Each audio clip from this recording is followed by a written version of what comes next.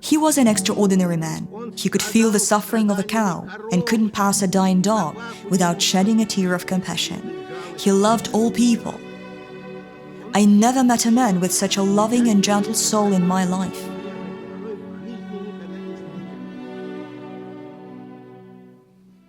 The works of Sergei Yesenin are deeply rooted in Russian Orthodoxy. His first collection of poems was named after Radonitsa, an Orthodox holiday commemorating the dead. Yet, his verses often feature pagan motifs. For example, the image of a birch tree can be seen as both Orthodox and pagan. On the one hand, the birch symbolizes the Trinity in Orthodox tradition. On the other, it holds a pagan association. As in ancient Slavic culture, the birch represented spring and femininity. In January 1914, Sergei Yesenin's first poem was published in Mirok magazine. It was his iconic poem, The Birch Tree. Just below my window stands a birch tree white. Yesenin sent his modest fee of 3 rubles to his father, to show that writing could indeed bring an income and to win him over to his literary pursuits. He signed the poem with the pseudonym Ariston, after a German company that made music boxes.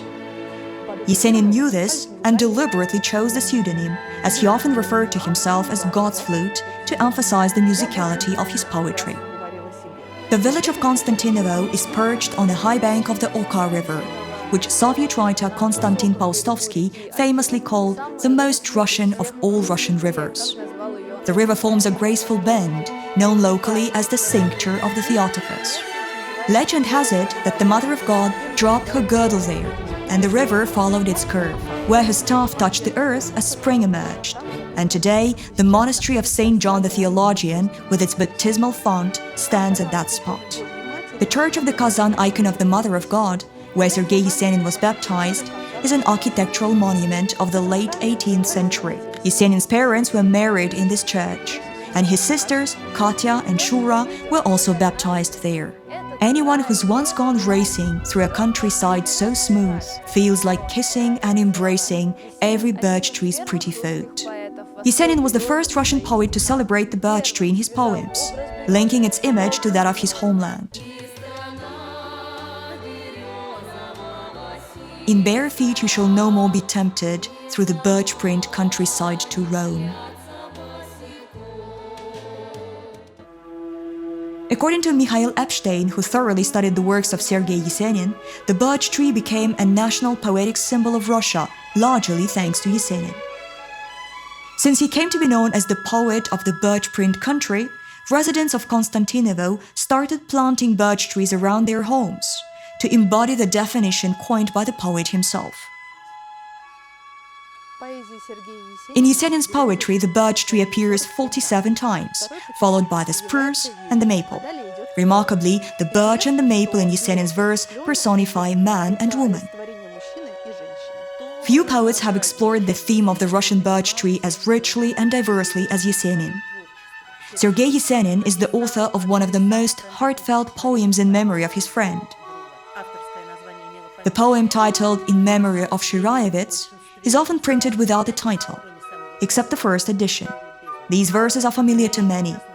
Gradually we are now departing. Dear birch groves with branches interweaving, earth, you sandy lowlands stretching far, such a host of people have been leaving. Bitter grief is clutching at my heart. Until the 1970s, birch trees and other trees did not grow in Konstantinovo, although there were forests and small birch groves nearby. In Yesenin's time, peasants planted willows and white willows near their homes, as these trees attract water, keeping the soil beneath them moist and fertile. Their flexible branches were often used to make wattle fences, and the roofs of houses in Konstantinovo were thatched with straw rather than wood shingles. In lean years, the straw could be removed and used as livestock feed.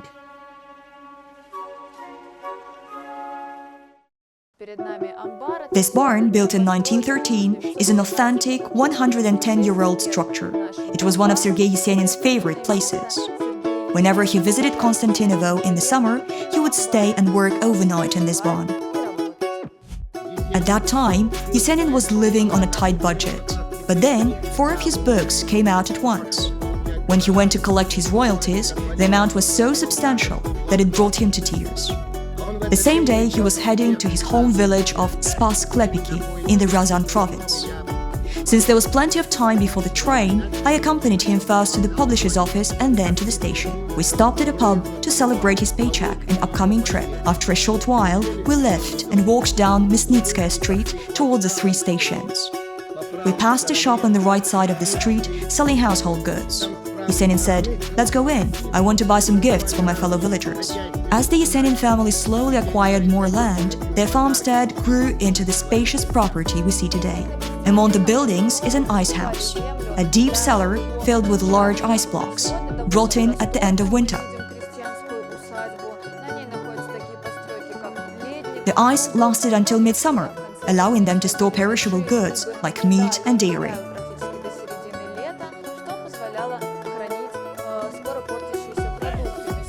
Next, we see a temporary hut, where Yesenin's parents lived after a devastating fire in 1922. About 200 buildings in Konstantinovo, including the house of Yesenin's parents, were destroyed by the fire. At that time, Sergei Yesenin was abroad with his wife, Isadora Duncan, and was unable to help his family either financially or physically. As a result, the poet's father, Alexander Yesenin, could not quickly rebuild their home. However, the insurance money from the fire was enough to buy a small 6-arshin hut, where the poet's parents could stay while waiting for their house to be rebuilt.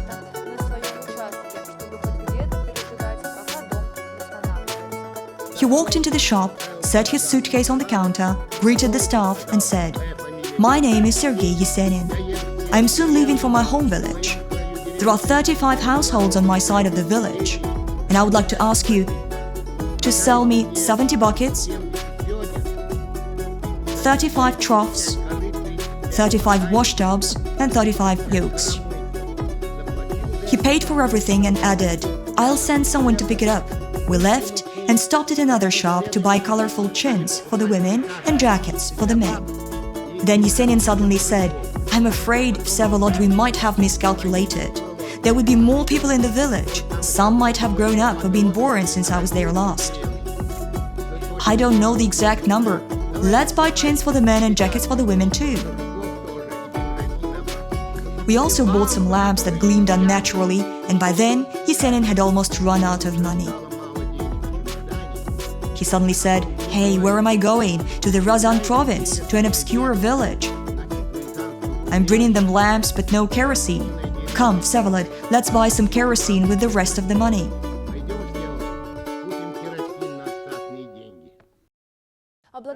Yesenin had a mischievous and rebellious character.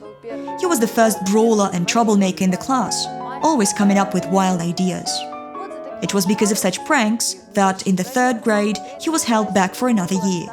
Nevertheless, after 5 years, instead of the usual 4, Yesenin finished school with honors. His certificate of merit, high school diploma, and a report card with final exam grades from a local school survived to this day, showing all excellent marks next to Yesenin's name. It turned out that Yesenin was rhyming when he was in the 3rd or 4th grade. One winter day, he brought a crumpled piece of paper to his teacher, Ivan Vlasov, and said, "Look, I wrote this myself." Those were some casual rhymes. Although they did not survive, according to his classmates, it went something like this. The pike clung to the clayfish tight and tried to ride him left and right.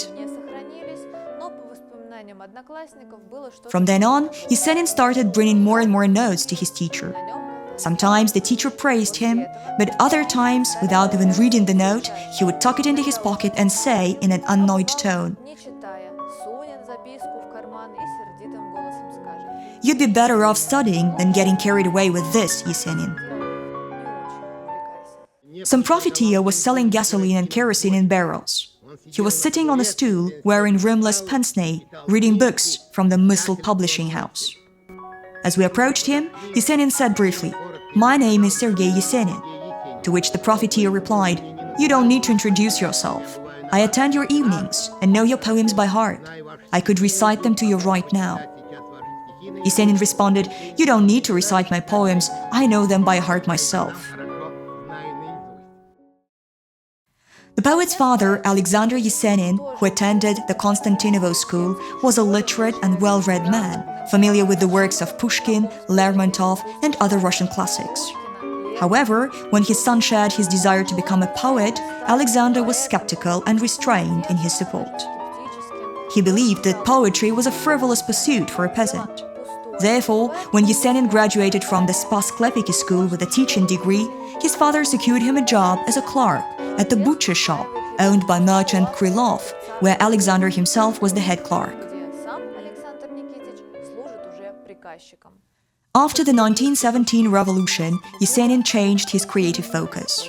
He gradually distanced himself from the image of a simple peasant boy and began mingling with other poets, such as Rurik Ivnev, Anatoly Maryankov, Vadim Shershenevich. Together, they formed a new literary movement called Imaginism, derived from the French word image. For them, images and the rhythm of images were paramount, while theme and content, as the Imaginists claimed, were the blind gut of art and should not protrude from poetic works like a hernia. Yesenin and Mayakovsky often criticized each other's work.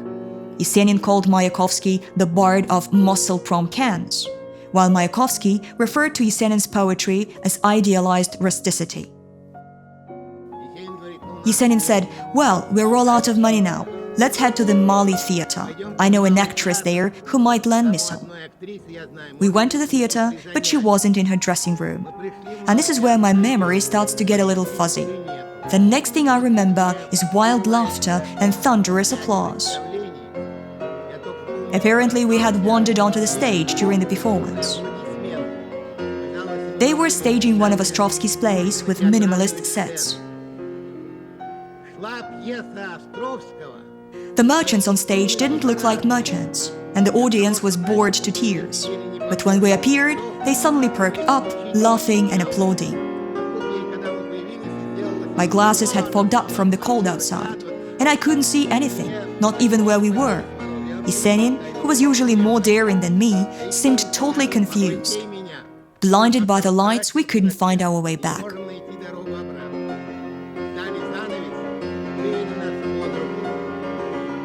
The curtain came down, and we were led off the stage. A policeman already waiting for us said briefly, "May I see your papers?" To which Yesenin replied, "My name is Sergei Yesenin." The policeman said, "I won't file a report, as we already have a substantial collection of them on record. I wish you success in literature, but please stay off the stage."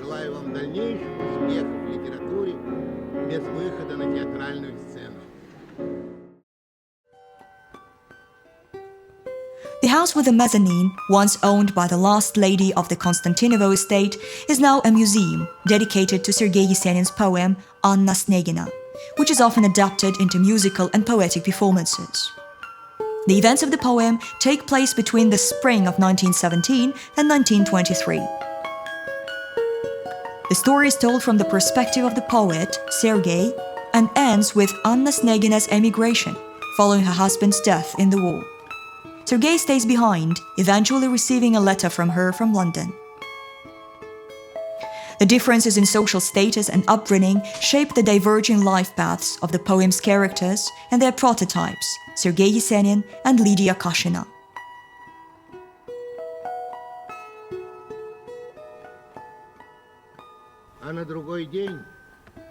The next day, he was leaving for his home in the Ryazan province. I was the only one to see him off. He was standing on the platform of the train car, looking very sad. He said, "How come that I'm going home, back to my village, to my relatives and neighbors, without gifts or money?" He was a proud man and could not bring himself to ask those profiteers for the money he had spent. At the same time, it would have taken a fortune to carry away all the goods he had bought.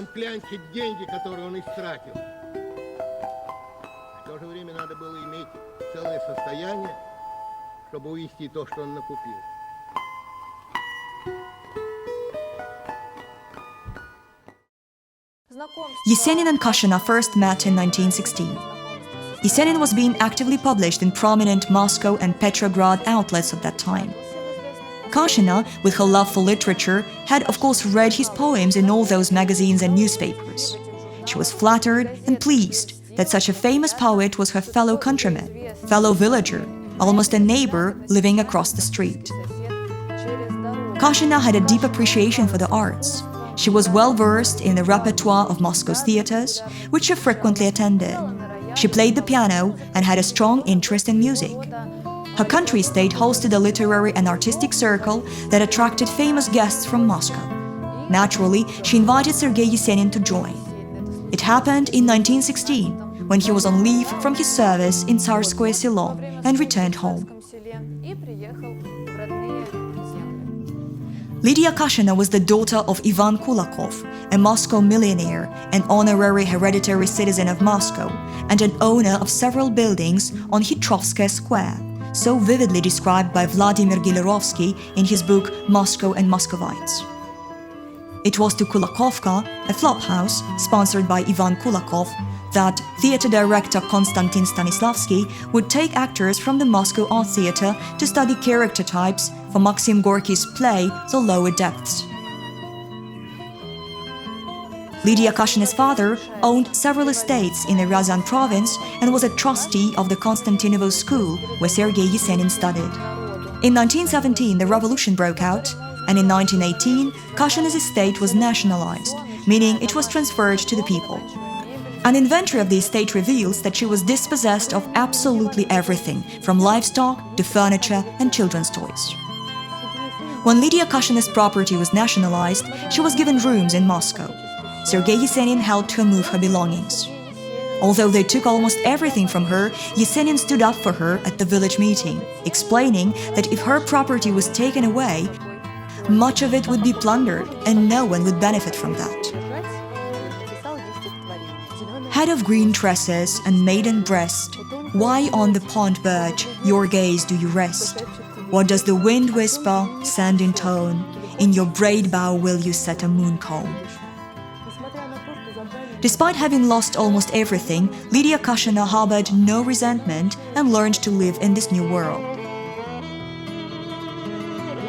In the fall of 2013, a roundtable on literary criticism was held in Ryazan. Among those in attendance was a highly respected man, Doctor of Philology, Associate Professor at the Ryazan State University, Alexander Safronov. He trained many literature teachers, and his opinion counts among the writers living in Ryazan. At that roundtable, while talking about literary criticism, its goals and tasks, Alexander Safronov made a memorable remark, suggesting that Ryazan poets should be forbidden to develop three themes: birch trees, rain, and trips to Konstantinovo.